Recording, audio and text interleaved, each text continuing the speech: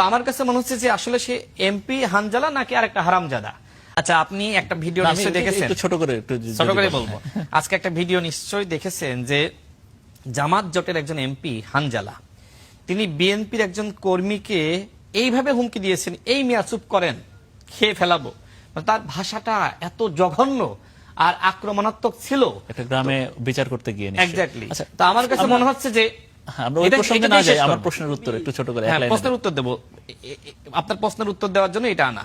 তো আমার কাছে মনে হচ্ছে যে আসলে সে এমপি হানজালা নাকি আরেকটা হারামজাদা।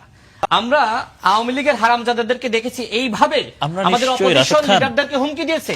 আজকে দেখেন, আমি শেষ করি, প্রসঙ্গটা শেষ করি। আমার মনে হয় আমি শেষ করি, আমি কেন বলছি শেষ করি, আমার মনে হয় ফেলবে মানে কি মেরে ফেলবে, এইভাবে আওয়ামী লীগের এমপিরা হুমকি দিত।